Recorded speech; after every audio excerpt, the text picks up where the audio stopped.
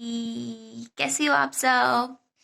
आप सब मुझसे काफी क्वेश्चंस पूछते रहते हो कमेंट सेक्शन में। आज मैं बहुत सारे क्वेश्चंस के जवाब दूंगी। मेरे मन में है कि मुझे बताना है, क्योंकि मैं ना तो कभी झूठ बोलती हूँ, मेरी आदत नहीं है। जो बात है बता सकती होंगी तो बता दूंगी, नहीं बता सकती होंगी तो छिपा लूंगी।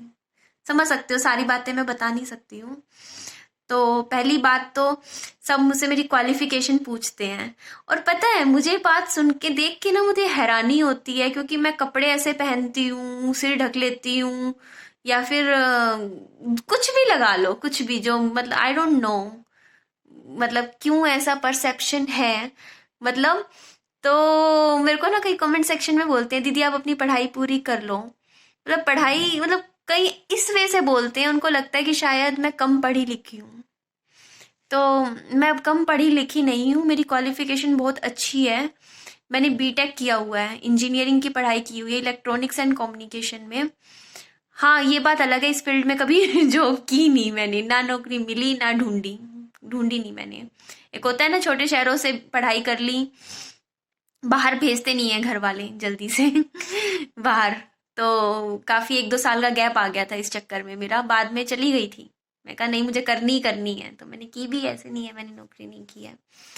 तो हाँ, मैंने क्वालिफिकेशन ठीक थी, और मैं काफ़ी ब्राइट स्टूडेंट रही हूँ पढ़ाई में। और मतलब डिग्री भी है, और इसके अलावा मेरे पास पढ़ाई है, मतलब एजुकेशन है, मेरे पास अच्छी एजुकेशन है, बैकग्राउंड मेरा ठीक है पढ़ाई में। और इसके अलावा जब मैं कॉलेज में जाती थी, तो कॉलेज में मैं जाते जाते ना, मतलब आने के बाद में ट्यूशन्स का बैच लिया करती थी। तो मैंने +2 लेवल के स्टूडेंट्स को पढ़ाया हुआ है। मतलब मैं +2, 10th, 9th इनको ट्यूशन्स देती रही हूँ शुरू से। तो जब मैं वहाँ गई थी नोएडा में, तब मैं एक कंपनी में नौकरी करती थी। मैं एज अ एडिटर की मेरी नौकरी थी उस टाइम, एडिटर थी मैं। वहाँ पर बुक्स वगैरह होती है ना, जर्नल्स आते थे। तो असिस्टेंट थी, एडिटोरियल असिस्टेंट थी कि मेरी पोस्ट थी। तो स्टार्टिंग अच्छी थी, सही था, अच्छी थी, नौकरी बहुत अच्छी थी। सैटरडे संडे ऑफ मिल जाता था। और उसमें होता क्या था कि बाहर से आपका काम आता था, मतलब आपके पास बुक्स आती थी, आपको उनको एडिट करना होता था। जैसे उसमें जैसे मान लो आपके कोई भी ऑथर्स हैं, वो किताबें लिख देते हैं। तो किताबें लिख देते हैं, तो वो तो बस ऐसे ही लिख देते हैं, बाकी जो शुरू से एंड तक उसको एक स्टैंडर्ड की फॉर्म में बनाना, बुक को फॉर्मेट तैयार करना, उसका स्पेलिंग्स देखना, उसका अंदर का मटेरियल ठीक करना, चीजें देखना, मतलब कंटेंट के साथ छेड़छाड़ नहीं, बाकी चीजें सारी शुरू से आखिरी तक, मतलब हमारे ऊपर से होके एक दो और ऊपर लेवल पे जाएंगी वो किताबें, जर्नल्स, कुछ भी होगा, जैसे लिंक सेट करना, टेबल्स बनाना, फिगर्स बनाना। मतलब आप ये सोचोगे यार, ये लड़की बीटेक कर रखी है, इतनी टेक्निकल नौकरियां कर रखी हैं, लेकिन इसको फिर भी थंबनेल लगाना नहीं आता। मुझे आता सच में नहीं है। ये कह सकते हो कि मैं आलसी हूँ, मैं इन कामों में आलसी हूँ, टेक्निकल कामों में। ऐसा नहीं है, अगर मैं एक दिन लगा के सीखूंगी मैं सीख जाऊंगी। बेवकूफ नहीं हूं मैं, या कम नॉलेज नहीं है, बट आलस है मेरे में, आलसी मैं हूँ मैं, मतलब कई बार ऐसा होता है थंबनेल सीखने से अच्छा लगता है, अरे ऐसे ही डाल देना वीडियो, क्या है मतलब वो चीज आ जाती है, जिसके ऊपर मुझे आज डांट भी पड़ी मेरे भाई से, क्योंकि मैंने आज वीडियो बनाया ना, उसमें कुछ आवाज आगे पीछे हो रही थी, और वो चीज मुझे पता चल गई थी कि मैंने गड़बड़ कर रखी है। मैंने फिर भी पोस्ट कर दी और ऊपर से उसने कहा कि तू ऐसे कैसे वीडियो डाल रही है, कुछ तो एडिट कर दिया कर और मतलब ये लगा सकते हो कि मैं लेजी हूँ। तो लेजी मैं हूँ इन चीज़ों में। और मैंने बीटेक की थी, उसके बाद मैंने फिर हाँ वहाँ नौकरी की, अच्छी जॉब थी मेरी। उसके बाद उस पब्लिकेशन फर्म के बाद भी मैंने एज अ इम्पोर्ट एक्सपोर्ट की कंपनी में 6-7 महीने नौकरी की थी। फिर मैं प्रेग्नेंट हो गई थी, तो मेरे को डॉक्टर ने बोला था कि आप नौकरी नहीं कर सकते हो, आपको बेड रेस्ट लेना पड़ेगा, क्योंकि आप उठ भी नहीं सकते हो बेड पे से। उस टाइम मैंने नौकरी छोड़ी थी बच्चे के लिए। और उस टाइम नौकरी छोड़ने के बाद भी मैंने ट्यूशन का काम शुरू कर दिया था, पढ़ाना। 7-8 महीने प्रेग्नेंट थी ना, ट्यूशन्स पढ़ाती थी, और मैं ट्यूशन से भी 15,000 रुपये महीना निकाल लेती थी। मतलब मेरी सास मेरे को बोला करते थे कि ये लड़की रुकने वाली में से नहीं है, ये कहीं ना कहीं कुछ ना कुछ करके, जुगाड़ करके, काम पानी करके अपना कमा लेगी, कर लेगी, ये कुछ ना कुछ कर लेगी, मतलब मेरे पे भरोसा था उनको। और ये बात थी कि मैं कभी ना पैसे मैंने अपने पास नहीं रखे, जैसे ही मेरे पास सैलरी आती थी मैं मेरी सास के हाथ में रख देती थी, सिर्फ आने जाने का खर्चा लेती थी, या कुछ चीज की मन करता था तो मंगवा लेती थी। मेरे कभी हाथ में मैंने पैसे आज तक नहीं रखे, कभी नहीं, इवन कभी कमाया भी है ना, कभी अपने हाथ में मैंने सैलरी नहीं देखी आज तक। मैं मतलब जहां रहती हूँ ना अपने फैमिली को दे देती हूँ शुरू से, पैसे नहीं अपने हाथ में। मुझे ऐसा लग मतलब मेरे को ना फिर वो टेंशन होती है ना, कभी वो नहीं कभी ली मैंने आज तक, ना कभी ले सकती।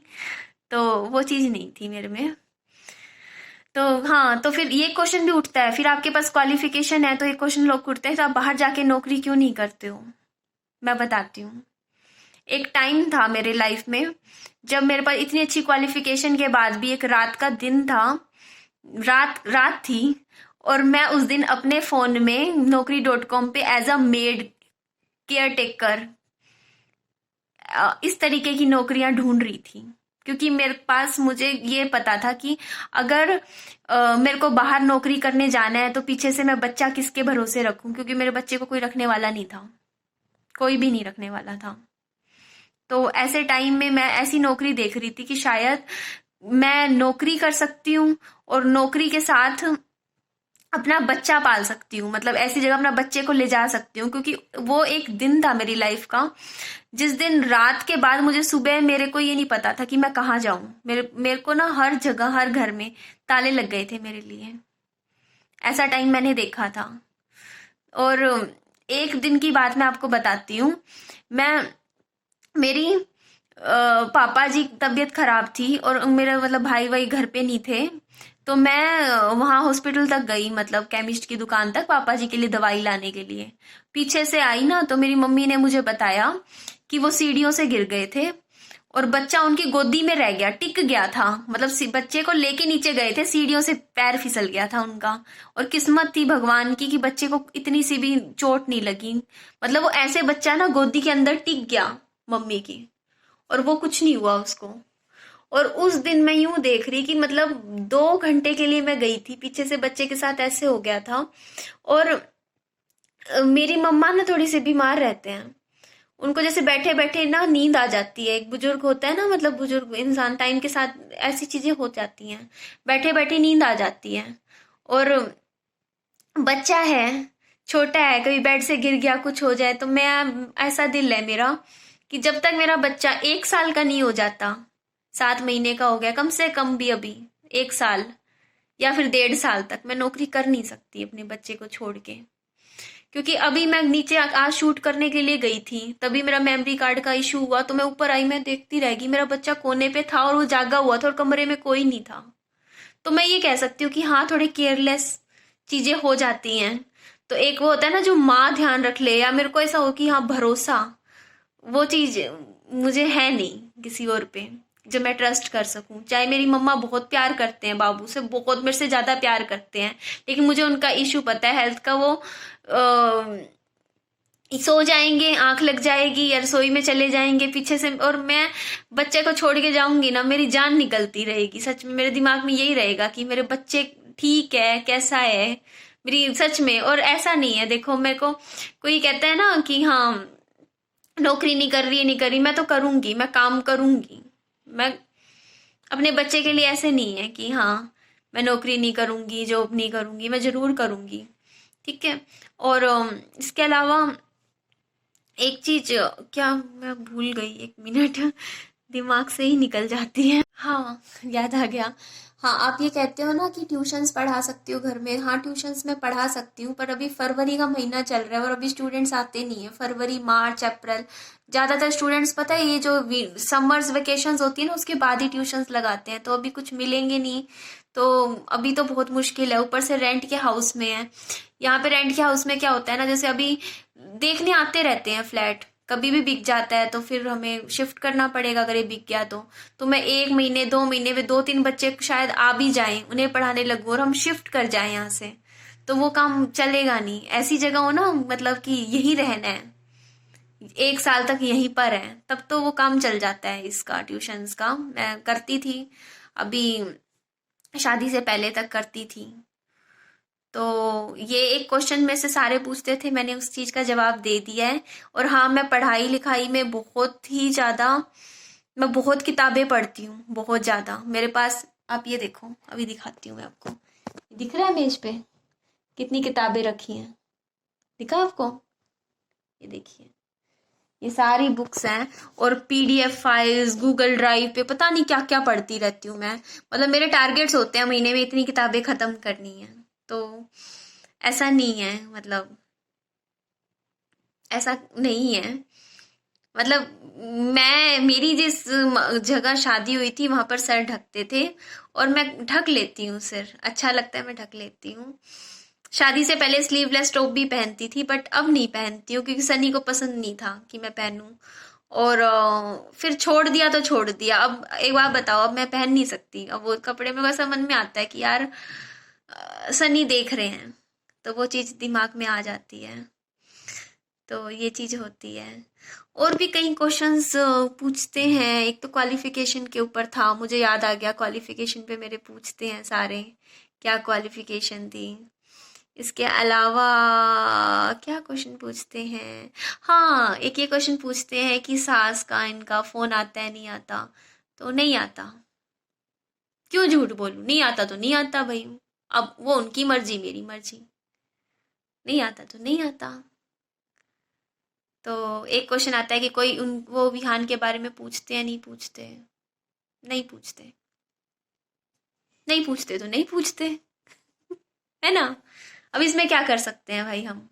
कोई पूछता है तो पूछ ले, नहीं पूछता है तो ना पूछे भाई। हम क्या करें भाई इस चीज में? जो बात है सो है। नहीं आते तो नहीं आते फोन। और ससुराल वाले, ससुराल रहता नहीं है हस्बैंड के जाने के बाद, आपका कोई ससुराल नहीं बचता। आपका मायका भी नहीं बचता, आपका मायका भी नहीं बचता, आपका ससुराल भी नहीं बचता। आप ना इधर के रहते ना उधर के रहते। ये है, आप मेहमान बन के रह जाते हो। है ना? तो ये चीज़ें हो जाती हैं। अब वो है, विहान अभी छोटा है, क्या पता बड़ा हो तो कोई देख भी ले आगे फ्यूचर में, 6 साल 2 साल बाद 3 साल बाद। बाकी ये है ना कि 45 दिन का था, छोटा सा था, क्या अटैचमेंट होनी थी इससे उस टाइम? कोई रहा थोड़ी था इसके साथ जो अटैचमेंट होगी। शायद 5 साल 8 साल का होता तब भी शायद कुछ लगाव हो जाता बच्चे से, इसके साथ किसी का लगाव नहीं था। शायद इसकी किस्मत में दादा दादी का प्यार था ही नहीं विहान की जिंदगी में। शायद इसकी जिंदगी में लिखा ही था कि इसको नाना नानी का ही प्यार मिलेगा, जो मिल रहा है। जो जहाँ पे किस्मत में लिखवा के आया है ना कि उसको वहां का प्यार मिलेगा, तो वहीं का ही मिलेगा उसको प्यार। तो मतलब दो चीजें होती हैं, देखो, एक होता है कि इन हस्बैंड के जाने के बाद ना कई जगह पे ये होता है कि लोग सोचते हैं कि अब ये पोता ही हमारा उसकी जगह बेटा है। कई लोग ये सोच लेते हैं। और कई लोग ये सोच सकते हैं हस्बैंड के जाने के बाद कि हाँ, बेटा गया तो पोता भी गया। ऐसा होता है ना? तो सबकी अपनी अपनी कुछ मेंटेलिटी होती है। हर कोई जिम्मेदारी लेके खुश नहीं होता किसी और की। जिम्मेदारी, आप बर्डन बन जाते हो जब किसी पे, तो आपको नहीं पूछता। हो सकता है, हो सकता है कल को मैं अच्छा कमा रही हूँ, मेरे पास भी हो कुछ फाइनेंशियल बैकग्राउंड, हो कुछ हो, तो शायद कोई मुझे पूछ भी ले। बट आज के टाइम में मैं जीरो हूँ, और जीरो बंदे को कोई नहीं पूछता। जो बात है सो है, सच्चाई है लाइफ की। इसके अलावा मेरे ड्रीम्स, वो मैं चलो अलग वीडियो में बता दूंगी। मतलब मेरे कुछ सपने हैं, मतलब कि ज्यादा बड़े सपने नहीं है, लेकिन छोटे से सपने हैं जो अभी भी बचे हुए जो हैं। आज वीडियो बना रही थी मतलब उसके ऊपर कि हाँ, हमारे अधूरे सपने जो रह गए थे, मैं बना रही थी। पार्ट 1 बनाया, पार्ट 2 बनाया, मैंने डिलीट कर दिया। मतलब वो इतना ज्यादा मैं उसमें रो पड़ी, इतना रो पड़ी कि मैंने कहा मैं ये अपलोड ही नहीं कर पाऊंगी। मैं खुद को ही नहीं देख पाई उस वीडियो में, मैं इतनी ज्यादा इमोशनल हो गई थी। मतलब अंदर से ना, एक होता है ना जो बंदा अंदर से रो पड़ा हो, आत्मा रो पड़ी हो, वो ऐसी वीडियो बन गई थी मेरे से। 20 मिनट की वीडियो, मतलब सच बता रही हूँ मैं। वो वीडियो देख के ना, जो मेरे को कमेंट सेक्शन में कहते हैं ना कि रात भर नहीं सो पाए थे, तो मैं मानती हूँ कि नहीं सो पाते। वो उनकी तो 2-3 दिन नहीं नहीं सो पाते। मैंने कहा मैं नहीं डालूंगी ऐसी वीडियो।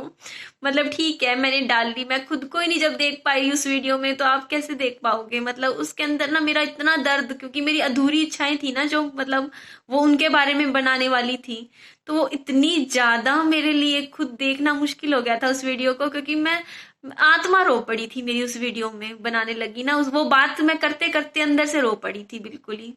तो वो वीडियो मैंने डिलीट कर दिया। मैंने कहा नहीं मैं वो वीडियो नहीं डालूंगी, और वो शायद फिर बात ही नहीं करूंगी जब तक मेरे को ऐसा नहीं लगता कि मैं उसको नॉर्मल तरीके से बोल पाऊं। पर मेरे को लगता ही नहीं है कि मैं नॉर्मल तरीके से कभी बोल पाऊंगी वो बातें, बहुत मुश्किल है बहुत। तो बहुत इमोशनल मतलब ऐसा हो जाता है। लोग किसी ने मेरे को बोला था ना कि आपने मतलब अपने वो उसके लिए बात के लिए बचा के रखा है, तो मैं उनको ये बात बोलूंगी, मतलब सबके लिए जनरल बोल रही हूँ मैं, किसी के लिए पॉइंट नहीं करती मैं, कि ना मैंने ना वीडियो बनाया था, मैंने 20-22 मिनट का बन गया था, और उस वीडियो में भी यही हाल हुआ था। मतलब वो वीडियो ना देख के मतलब वो वीडियो देखने लायक नहीं बना था मेरे से। जब मैं वो बता रही थी ना बातें कि ऐसा हुआ था उस दिन, ये हुआ था उस दिन, वो हुआ था, मतलब वो वीडियो देख के ना मतलब कोई हार्ट का पेशेंट नहीं देख सकता। वो वीडियो ऐसी बन गई थी।